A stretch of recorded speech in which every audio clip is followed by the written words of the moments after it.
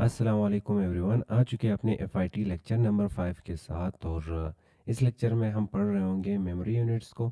और last time हम storage devices को कवर कर चुके हैं और टाइप्स ऑफ हार्डवेयर इस वक्त हम पढ़ रहे हैं और ये लास्ट टॉपिक होगा। और इस टॉपिक के बाद हम यहाँ पे टाइप्स ऑफ सॉफ्टवेयर्स पढ़ लेंगे और फिर ऑपरेटिंग सिस्टम। अब ये पिछले टॉपिक्स अगर आपको नहीं आते, इनपुट क्या होते हैं, आउटपुट क्या होते हैं, सिस्टम बॉक्स क्या होते हैं, उसके इनसाइड कंपोनेंट्स कौन से हैं, स्टोरेज डिवाइसेस कौन से हैं, कितने टाइप्स के हैं, तो ये सारी चीज़ें आपको एफआईटी के प्लेलिस्ट के इनसाइड मिल जाएंगे। तो वहाँ पे हमने इन डेप्थ इन सभी चीज़ों को कवर किया है। फिलहाल हम यहाँ पे स्टार्ट करते हैं मेमोरी यूनिट से। अब मेमोरी यूनिट्स होते क्या है, तो यहाँ पे सिंपल से डेफिनेशन के साथ इसे समझ रहे होंगे। Memory units are used to measure storage devices और डेटा। मेमोरी यूनिट्स का काम क्या है? मेजर करना, नापना, किस चीज़ को, स्टोरेज डिवाइसेस को या तो फिर डेटा को। जैसे डेटा में आपके पास पिक्चर आ जाता है तो पिक्चर का कुछ ना कुछ तो साइज़ होगा, वीडियो आ जाती है उसका साइज़ होता है, फाइल आ जाता है उसका साइज़ होता है, सॉफ्टवेयर आ जाता है उसका साइज़ होता है। तो इन्हें नापने के लिए हम यहाँ पे यूज़ करते हैं किस चीज़ का? मेमोरी यूनिट्स का। तो डिफरेंट टाइप के मेमोरी यूनिट्स होते हैं। अभी मोबाइल को लेने से पहले आप इसका हार्ड डिस्क और रैम चेक करते हो कि इसके इनसाइड रैम कितनी जीबी का है, हार्ड डिस्क कितनी जीबी का है। तो आप अक्सर यहाँ पे चीज़ें, मैक्सिमम चीज़ें जीबी के हिसाब से ख़रीद रहे होते हो। तो क्या सिर्फ जीबी मेमोरी यूनिट होता है? इससे नीचे मेमोरी यूनिट्स या इसके बाद मेमोरी यूनिट्स नहीं होते? होते हैं। इससे पहले भी मेमोरी यूनिट्स होते हैं, इसके बाद भी। पर ये फेमस है, हमारे सामने जितना भी डेटा आ रहा होता है वो मैक्सिमम टाइम आपको जीबीज़ और एमबीज़ में मिल रहा होता है, इसलिए जीबीज़ और एमबीज़ फेमस है। इसके अलावा भी यहाँ पे मेमोरी यूनिट्स होते हैं, जैसे कि यहाँ पे बिट। और बिट सबसे छोटा स्मॉलेस्ट मेमोरी यूनिट है कंप्यूटर के इनसाइड, स्मॉलेस्ट मेमोरी यूनिट। और इस स्मॉलेस्ट मेमोरी यूनिट के इनसाइड दो चीज़ें होते हैं, या तो ज़ीरो या तो फिर वन। तो इन दोनों में से कोई एक। अब लास्ट टाइम हमने पढ़ा कि कंप्यूटर एक आपके पास डम मशीन और इसका एक लैंग्वेज है और उस लैंग्वेज को हम कहते हैं बाइनरी लैंग्वेज। अब बाइनरी लैंग्वेज के इनसाइड क्या होता है? ज़ीरो और वन। तो हमारे सामने यहाँ पे जो डेटा आ रहा होता है, जैसे ये एक इमेज है और इस इमेज को आप स्टोर करते हो किस चीज़ के इनसाइड? हार्ड डिस्क या जो भी स्टोरेज डिवाइस आपके पास होगा, एसएसडी, एनवीएमई या हार्ड डिस्क हो सकता है, उसके इनसाइड जब आप इसे स्टोर करोगे तो ये इस तरह कन्वर्ट हो रहा होता है छोटे छोटे ब्लॉक्स में।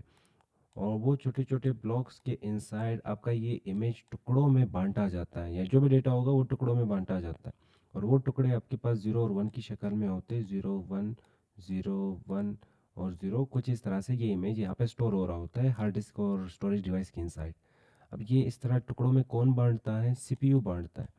तो आप यहाँ पे कंप्यूटर को जो भी इमेज देते हो तो वो इमेज आ जाता है सीपीयू के पास, और सीपीयू इस तरह इसका खाना ख़राब कर लेता है, स्टोरेज डिवाइस के इनसाइड स्टोर कर लेता है। और जब इन फ्यूचर हमें वापस ये इमेज या डेटा चाहिए होगा तो ज़ाहिर बात है वापस आ जाएगा सीपीयू के पास, सीपीयू उसके ऊपर प्रोसेस कर लेगा। प्रोसेस करने के बाद आपको वापस वही खूबसूरत जो भी इमेज या डेटा आपका होगा वो उसी तरह सेम दिखाया जाता। तो हम यहाँ पे जितना भी डेटा स्टोर करते हैं कंप्यूटर के इनसाइड, उसका स्ट्रक्चर ज़ीरो और वन की शक्ल में होता है। तो ज़ीरो को कहा जाता है ऑफ, ज़ीरो ऑफ के इक्वल होता है। वन को कहा जाता है ऑन। और जो स्टोरेज डिवाइसेस होते हैं वो बिजली से चलते हैं, तो इसके इनसाइड यहाँ पे जो डेटा स्टोर हो रहा होता है वो ज़ीरो की शक्ल में और वन की शक्ल में। ज़ीरो का मतलब ऑफ और वन का मतलब ऑन होता है। और इसकी शक्ल में आपका डेटा यहाँ पे स्टोर हो रहा होता है। पर एक चीज़ याद रख लें हमेशा, जब यहाँ पे डेटा एक रेंज से निकल जाता है, डेटा एक रेंज से निकल जाता है तो वहाँ पे मेमोरी यूनिट भी चेंज हो जाता है। तो सेम मेमोरी यूनिट फिर नहीं रहता। तो मान लो डेटा बिट से बाहर निकल गया तो फिर हम उसे हज़ारों लाखों बिट्स नहीं कह सकते, वो अजीब लगता। बिलियंस ऑफ बिट्स आ जाते तो वो अजीब लगता। तो फिर हम वहाँ पे मेमोरी यूनिट नेक्स्ट और कन्वर्ट कर लेते। जैसे कि नेक्स्ट मेमोरी यूनिट होता है निबल, और निबल के इनसाइड यहाँ पे 4 बिट्स होते हैं। तो अगर बिट बिट से डेटा बाहर निकल जाता है, कितना बाहर? तो आप कहोगे कि 4 बिट। तो हम फिर 4 बिट नहीं कहते, हम फिर कहते हैं 1 nibble. 4 bit equals to 1 nibble.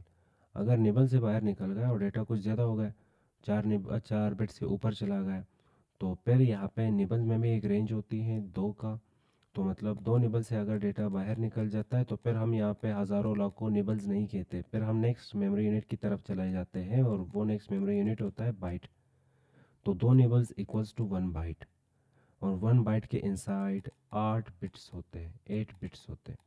जो आपने अभी यहाँ पे पढ़ा कि zero one, zero one one zero, फिर वन ज़ीरो वन, एक दो तीन चार पाँच छः सात आठ। तो ये 8 आपके पास जो बिट्स होंगे, इनको हम 8 बिट्स नहीं, फिर इन्हें हम बाइट कहेंगे कि आपके पास एक बाइट बना। अब बाइट के बाद यहाँ पे एक फार्मूला यूज़ किया जाता है और वो फार्मूला यहाँ पे with the power of 2 create किया गया है। जैसे 2 का पावर 1 इक्वल्स टू 2, और 2 का पावर 2 इक्वल्स टू 4, और 2 का पावर 3 इक्वल्स टू, यहाँ पे आ जाएगा आंसर में 8, और 2 का पावर 4 और यहाँ पे आंसर में आ जाएगा 16, 2 का पावर 5 और यहाँ पे आंसर में आ जाएगा हमारे सामने 32, और 2 का पावर 6 आंसर में आ जाएगा यहाँ पे 64, 64 के बाद यहाँ पे 2 का पावर 7 और यहाँ पे आंसर में हमारे पास आ जाएगा 128, और 2 का पावर अगर हम यहाँ पे 9 लिखते हैं तो आंसर में आ जाएगा 512, और 2 का पावर अगर हम यहाँ पे 10 लिखते हैं तो आंसर में आ जाएगा हमारे पास 1024। बाइट के जस्ट बाद आपके पास नेक्स्ट मेमोरी यूनिट आ जाता है केबी। क्या आ जाता है? केबी। अच्छा, तो यहाँ पे बाइट के इनसाइड आपकी जो यहाँ पे डेटा होगा वो अगर एक रेंज से निकल जाता है, वो रेंज होता है 1024। तो 1024 बाइट से अगर डेटा बाहर निकल जाता है तो फिर हम वापस बाइट में नहीं रहते, फिर हम नेक्स्ट मेमोरी यूनिट यूज़ करते हैं और नेक्स्ट मेमोरी यूनिट होता है केबी, किलो बाइट। अब किलो के इनसाइड या किलो इक्वल होता है 1000 का, किलो इक्वल होता है 1000 का। पर स्टोरेज डिवाइसेस के इनसाइड यहाँ पे 1000 का यूज़ किया जाता है, 1000 इक्वल्स टू 1 KB। और यहाँ पे अगर 1000 KB के इक्वल डेटा आ जाता है तो फिर आप नेक्स्ट MB यूज़ करते हो और फिर GB यूज़ करते हो। पर यहाँ पे सिर्फ इस फार्मूले का, यहाँ पे डेटा के जो मेमोरी यूनिट्स है उनके इनसाइड इस फार्मूले का यूज़ किया गया है। डेटा मेमोरी यूनिट्स को क्रिएट करने के लिए इनका यूज़ किया गया है। तो हम यहाँ पे कहते हैं 1024 किलो बाइट मतलब KB इक्वल्स टू 1 MB। तो हम ये कह रहे होते, पर एक्चुअल में इसमें ये 24 नहीं होता, ये सिर्फ फार्मूले की वजह से यहाँ पे 24 आ रहा होता। इसमें टोटल यहाँ पे आपको 1000 KB ही मिल रहे होते। 1000 KB से बाहर डेटा चला जाता है तो फिर MB, अगर 1000 MB से बाहर डेटा चला जाता है तो फिर नेक्स्ट आपके सामने आ जाता है GB, GB से बाहर डेटा चला गया तो फिर आ जाता है TB, और TB से बाहर डेटा चला गया 1000 में, यहाँ पे 1024 की बात कर रहा हूँ यहाँ पे फार्मूले के अकॉर्डिंग। पर अगर इससे बाहर चला गया डेटा तो फिर टीबी के बाद भी मेमोरी यूनिट्स होते हैं जैसे कि पीबी, और पीबी के जस्ट बाद, पीबी शॉर्ट फॉर्म है पेटाबाइट का, और इसके बाद एक्साबाइट होता है ईबी, एक्साबाइट के बाद योटाबाइट होता है वाईबी, और योटाबाइट के जस्ट बाद आपको मिल जाता है जेटाबाइट जेडबी, और जेटाबाइट के बाद आपको बीबी मिल जाता है ब्रोंटोबाइट, और फिर आपको वापस यहाँ पे जीबी जियोबाइट मिल जाता है। अब यहाँ पे एक चीज़ हमें हमेशा याद रखना होता है, तो यहाँ पे जो लास्ट में बीबीबी यहाँ पे बार बार रिपीट हो रहा है, तो इसका मतलब यहाँ पे जो टी है या जो के होता है, जैसे के स्टैंड्स फॉर किलो, तो आप बाजार जाके चीज़ें भी किलो के हिसाब से लेते हो, किलो 1 किलो आलू दे दो, ठीक है, आप यही कहते हो 1 किलो आलू दिया जाए, तो ये किलो किसी से बना है तो इसके आगे जी लगाया जाता है, जी मतलब ग्राम, तो किलो ग्राम KG, तो इसका मतलब ये जो किलो है ये ग्राम का बना हुआ है। इसी तरह अगर हम यहाँ पे के बी यूज़ करते, सिर्फ के यूज़ करेंगे तो किलो कंफ्यूज हो जाएंगे लोग, तो हम यहाँ पे आगे बी यूज़ करते हैं तो हम कहते हैं ये किलो जो है वो किसका बना हुआ है, बाइट का। तो यहाँ पे जितने भी मेमोरी यूनिट्स आपको दिख रहे हैं इनके सामने बी लगाया जाता, और ये बी का मतलब है कि ये वाला जो टेरा मेमोरी यूनिट है ये बाइट का बना हुआ है, तो इसके इनसाइड बाइट्स होंगे, इसके इनसाइड भी बाइट्स होंगे, इसके इनसाइड भी बाइट्स होंगे, और इसी तरह चलते जाओ, और लास्ट में जियो बाइट आ जाता है, तो जियो बाइट के इनसाइड भी बाइट्स होते हैं। तो यहाँ पे वापस आ जाते हैं अपने नोट्स की तरफ, और नोट्स के इनसाइड मैंने यहाँ पे निबल रखा है, तो जाहिर बात है बिट के जस्ट बाद निबल होता है, तो 4 बिट इक्वल्स टू 1 निबल, और निबल के जस्ट बाद बाइट रखा है, तो 2 निबल इक्वल्स टू 1 बाइट, और बाइट के जस्ट बाद किलो बाइट, और किलो बाइट में आपने एक डेटा ज़रूर देखा होगा व्हाट्सएप पे, जो आप वॉइस वगैरह भेजते हो तो उसकी साइड पे यहाँ पे आइकन होते हैं, और यहाँ पे लिखा होता है कि आपका जो वॉइस है वो 10 KB का क्रिएट हो गया। तो आप कुछ सेकंड्स का इसे रिकॉर्ड करते हो तो KB में चला जाता है, क्योंकि ग्राफिकल जितने भी चीज़ें होते हैं वो साइज़ में बड़े होते हैं। मतलब अगर आप किसी इमेज को सेंड करते हो तो वो MB में होता है, अगर वीडियो सेंड करते हो तो वो MB में होता है, पर अगर आप टेक्स्ट की शक्ल में चीज़ें लिखते हो, जैसे ये टेक्स्ट है और आप टाइप करते जाते हो टाइप करते जाते हो, तो इसमें ये सिंगल जो आपके पास यहाँ पे करेक्टर है, चाहे वो करेक्टर ABC हो, छोटी BC बड़ी BC, या तो फिर आपके पास कोई सिंबल हो प्लस माइनस डिवाइड मल्टीप्लाई, ये सिंबल्स, या तो फिर अगर आपके सामने 1 2 3 आ रहा है तो इन सिंबल्स का या इन करेक्टर्स का या इन डिजिट्स का यहाँ पे साइज होगा वो इक्वल्स टू 1 बाइट होता है। तो आप कह सकते हैं कि हाँ 3 का जो साइज है वो इक्वल्स टू 1 बाइट। अब ये पासवर्ड की शक्ल में जैसे आपको कहा जाता है कि आपका पासवर्ड मिनिमम 8 कैरेक्टर्स तक होना चाहिए, तो वो पासवर्ड का यहाँ पे जो स्ट्रक्चर या कंसेप्ट है वो भी इसी से लिया गया है। तो यहाँ पे जितने भी कैरेक्टर्स होते हैं ये इक्वल्स टू 8 बिट्स होते हैं। तो हम 8 बिट नहीं कहते, हम बाइट कहते हैं। तो यहाँ पे 1 का साइज़ क्या होगा, 1 का साइज़ होगा 1 बाइट। यहाँ पे मैं फोल्डर के इनसाइड आ चुका हूँ और यहाँ पे हम राइट क्लिक कर रहे होंगे। राइट क्लिक करने के बाद हमारे सामने यहाँ पे कुछ ऑप्शंस होंगे न्यू नाम का, और इसके इनसाइड से मैं यहाँ पे टेक्स्ट डॉक्यूमेंट क्रिएट करता हूँ। ये नोटपैड का फाइल है, इस पर हम डबल क्लिक कर रहे होंगे और इसके इनसाइड आप कुछ भी लिख ले। जैसे मैं यहाँ पे फिलहाल लिख लेता हूँ एक लेटर एन, और फाइल को हम सेव करेंगे और इसे मैं क्लोज करता हूँ। यहाँ पे नीचे आपको दिख रहा होगा कि आपने फिलहाल यहाँ पे एक सिंगल करेक्टर टाइप कर लिया है। तो अब हम यहाँ पे इस पे राइट क्लिक कर रहे होंगे, इस वाली फाइल पे राइट क्लिक करना है और यहाँ पे ऑप्शन होगा प्रॉपर्टीज का, आप इस पे क्लिक कर ले। क्लिक करने के बाद आपको यहाँ पे बताया जा रहा है कि फाइल का जो साइज है 1 बाइट्स के इक्वल हो गया। इसमें 1 बाइट के इक्वल डेटा आ रहा है। तो यहाँ पे एक सिंगल करेक्टर बिट में शायद ही कोई डेटा होगी। बिट बहुत ही छोटा मेमोरी यूनिट है और हमारा जो डेटा के इनसाइड सबसे छोटा यहाँ पे जो चीज साइज ले रही होती है वो ये करेक्टर्स होते हैं। तो अगर मैं यहाँ पे ये करेक्टर्स लिख रहा हूँ या तो सिंबल, यहाँ पे कोमा मैंने लिखा, फाइल सेव और इस पे राइट क्लिक करेंगे और नेक्स्ट हम यहाँ पे प्रॉपर्टीज पे क्लिक करेंगे, तभी बताया जा रहा है ये 1 बाइट के इक्वल है। और अगर हम यहाँ पे वापस आके कोई नंबर लिखते हैं, जैसे मैंने 1 लिखा, फाइल को सेव कर लिया, इसे यहाँ पे राइट क्लिक करके ओपन करूंगा, तो यहाँ पे भी हमें सेम बताया जा रहा है कि ये 1 बाइट के इक्वल है। और अगर हम यहाँ पे डबल क्लिक करके कोई नाम लिखते हैं, जैसे मैं यहाँ पे अपना नाम लिख रहा हूँ और इसके इनसाइड यहाँ पे आपको कितने लेटर्स मिल रहे हैं और ये कितने बाइट्स की इक्वल होगा ये डेटा, तो आप कहोगे 1 2 3 4 5 6 और फिर कहोगे 7 8 9 10, नहीं 10 नहीं, यहाँ पे स्पेस भी तो जगह ले रहा है, ये स्पेस आपने छोड़ा ये भी तो जगह ले रहा है। तो यहाँ पे नीचे देख लो टोटल कितने करेक्टर्स हो गए, 11 करेक्टर्स हो गए। तो 11 करेक्टर्स है तो 11 बाइट्स होंगे। चलो चेकआउट करते हैं, राइट क्लिक करेंगे, राइट क्लिक करने के बाद प्रॉपर्टीज पे क्लिक करेंगे तो हमें बताया जा रहा है कि आपका जो इस वक्त डेटा आपने टाइप किया है वो 11 बाइट्स के इक्वल है। समझ आ चुका होगा कि हमारे पास यहाँ पे जो साइजेस स्टार्ट होते हैं वो बाइट से स्टार्ट होते हैं। तो आपका जो सबसे छोटा यूनिट या सबसे छोटा डिजिट या करेक्टर वो भी 1 बाइट के इक्वल होता है। अब बाइट से आगे अगर डेटा निकल जाता तो वही फार्मूला 2 का पावर 1 2 का पावर 2 3 4 5 इसी तरह चलते जाओ तो आपके पास लास्ट में आ जाता था 1024। तो किलो के लिए ये फार्मूला यूज किया जा रहा है। और यहाँ पे देखा गया कि यहाँ पे 1000 के करीब कौन है, तो 1000 के करीब 1024 है और इससे नीचे अगर गए 512 आ जाता है। 512 बहुत ही दूर है 1000 से, तो करीब कौन आ जाता है 1024। तो इसलिए यहाँ पे कंसेप्ट 1024 का लिया जाता। पर हमेशा यहाँ पे आपके पास जो किलो या केबीज में डेटा, एमबीज में स्टोरेज डिवाइस होगा, जीबीज में स्टोरेज डिवाइस होगा, तो उसमें कंसेप्ट 1000 का ही होता है। 1024 सिर्फ फार्मूला है। तो कितने kilo bytes equals to 1 megabyte, तो आपको 1024 kilo bytes equals to 1 megabyte और एमबी, और एमबी के जस्ट बाद गीगाबाइट, वही 1024 एमबीज मिलकर गीगाबाइट बनाते।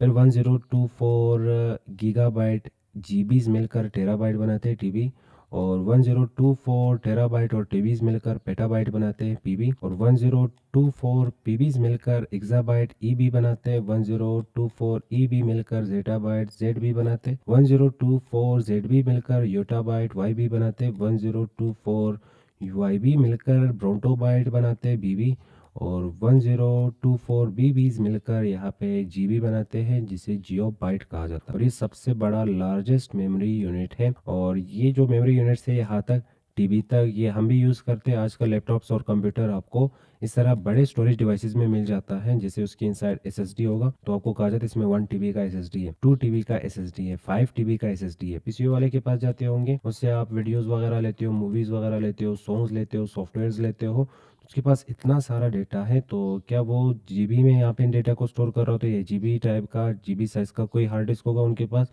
नहीं। उसमें अगर हज़ारों मूवीज़ उसके पास है तो वो हज़ारों जीबीज़ की इक्वल होता है। तो उनके पास यहाँ पे जो हार्ड डिस्क या स्टोरेज डिवाइस होता है वो टीबीज़ में होता है। और बाकी जो ये मेमोरी यूनिट्स है ये क्या हम यूज़ करते नहीं, ये बड़ी कंपनीज यूज़ करते हैं। जैसे कि आपके पास नासा हुआ, नासा कंपनी जैसे बड़े कंपनीज इसे यूज़ कर रहे होते हैं। और इसी तरह स्पेसएक्स हुआ, इस तरह जो बड़े कंपनीज हैं वो इन टाइप्स के मेमोरी यूनिट्स को यूज़ कर रहे होते हैं बड़े, क्योंकि इनके पास डेटा बहुत ही ज़्यादा होता है, इसलिए इनको यहाँ पे मेमोरी यूनिट्स, बड़े मेमोरी यूनिट्स की नीड होती है। और यहाँ पे लास्ट में एक और चीज़ बताता चलो, जियोबाइट, जियोबाइट कौन सा था जो लास्ट वाला जीबी, और जियोबाइट इज़ 1024 ब्रोंटोबाइट।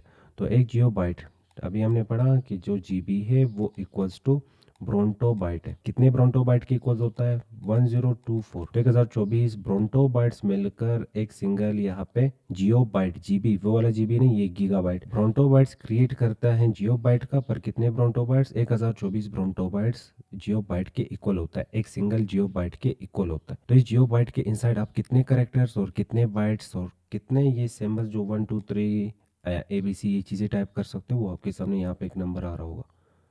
तो इतने सारे यहाँ पे करेक्टर्स आप आराम से टाइप कर सकते हो एक सिंगल जियो बाइट के इनसाइड। और इवन इसे यहाँ पे पढ़ना मुश्किल भी होगा, इवन ये ट्रिलियंस में चला जाता है ये नंबर, और ट्रिलियन से भी ऊपर। तो इतने सारे करेक्टर्स हम आराम से यहाँ पे जियो बाइट के इनसाइड, एक सिंगल जियो बाइट के इनसाइड हम यहाँ पे स्टोर कर सकते हैं और टाइप कर सकते हैं। बहुत ही बड़ा मेमोरी यूनिट है, और इस टाइप के मेमोरी यूनिट या बड़े मेमोरी यूनिट ज़्यादातर यहाँ पे बड़ी कंपनीज यूज़ कर रहे होते हैं। तो उम्मीद करता हूँ आपको यहाँ पे ये स्ट्रक्चर और ये चीज़ें सारे समझ आ चुके होंगे। पहले हमने यहाँ पे स्टोरेज डिवाइसेस की बात की कि स्टोरेज डिवाइसेस दो टाइप के होते हैं, primary storage devices, secondary storage devices.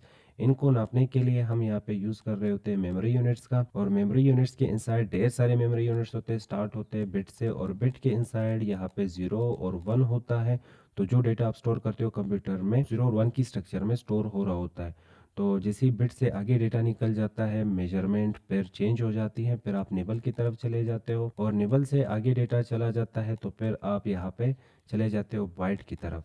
और बाइट से फार्मूला स्टार्ट हो जाता है 2 का पावर 1 और चलते जाता है 2 का पावर 10 इक्वल होता है 1024 का। अच्छा, बाइट अब कितने बाइट? 1024 बाइट से अगर डेटा बाहर निकल जाता है तो फिर बाइट नहीं रहता, फिर नेक्स्ट आ जाता है केबी, किलो बाइट।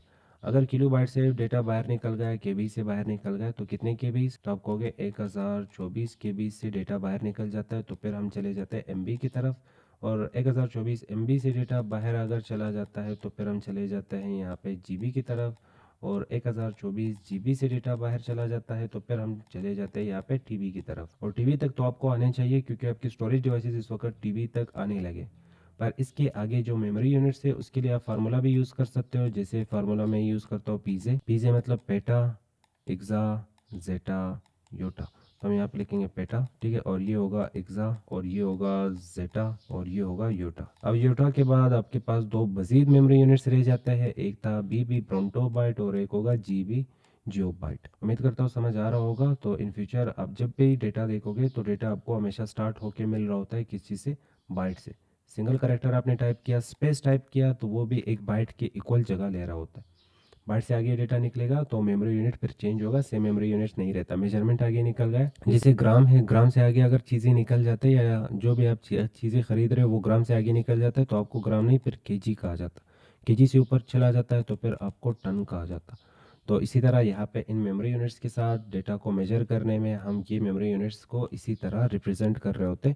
बिट से आगे निकल गया निबल, निबल से आगे निकल गया बाइट, बाइट से आगे निकल गया केबी, केबी से आगे निकल गया एमबी, और इसी तरह सो ऑन, और लास्ट में ये स्टॉप हो जाता है कहाँ पे? जीबी में। अब जीबी के बाद भी कुछ मेमोरी यूनिट्स डिज़ाइन किए गए हैं, पर फिलहाल उनकी नीड नहीं पड़ी, इसलिए शायद ही उन्हें लॉन्च किया गया हो।